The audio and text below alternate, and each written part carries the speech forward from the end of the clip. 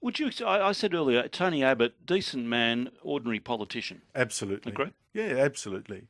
When you think of it, Neil, you can't really go through and say, look, not like you could with Gillard. We could sit here and talk for 5 minutes about one failed policy after another with Gillard, right? A budget blowout, and run the same thing: boats coming, pink bats, fuel watch, grocery watch, live cattle with Indonesia. We could go on forever.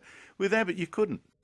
In terms of policies actually implemented, you can't think of one really that was a dud. It was entirely in the selling. So is he being sacrificed because he was a clunky media performer? He was a hopeless media performer. Is that why he's gone?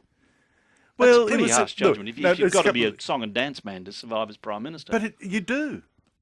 You do. I mean, poor old Peter Costello having to dance a Macarena on TV. That was just the start of it. It's he like loved that. it, though. Well, says he did. Joe Hockey having to do the tutu on TV. I mean, unfortunately, that's you live or die on that. Look, that was, if you heard his Malcolm Turnbull speech yesterday. All it was he can sell it better. It was nothing to do with policy. It was entirely on selling it better. That's where we live. Now, well, Peter Credlin will be out of a job. Peter Credlin, she has to wear some of it. Well, she does. Absolutely, she does. She offended too many people. And he was getting bad advice. I don't know if it was coming from her, but at times he was getting bad advice. Yeah, but Neil, he also got advice. I mean, I could tell you off the record too, a long list of people that tried to give Tony Abbott advice. How many people do you think would have gone through his front door and said, sack Joe Hockey?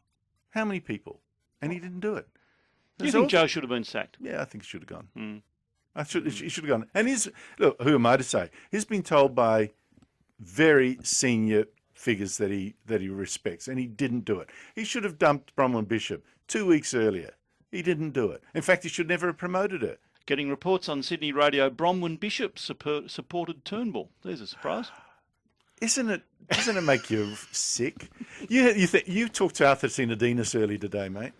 Now, Abbott stuck with that bloke after he had terrible allegations put to him, and he was a bit foolish in the way he was running that Sydney Water Corporation. Abbott stuck with him much longer than he should have. And how does he get repaid? With a knife in the back. Bronwyn Bishop, he stuck with her. He promoted her when he shouldn't have. Her career was finished. And then stuck with her for weeks too long. Well, how does he get repaid when he finally does the deal? Another knife in the back. Honestly. Yeah, but what's the saying? You want a friend in politics, buy a dog? Yeah, well, maybe Tony Abbott should have learned that.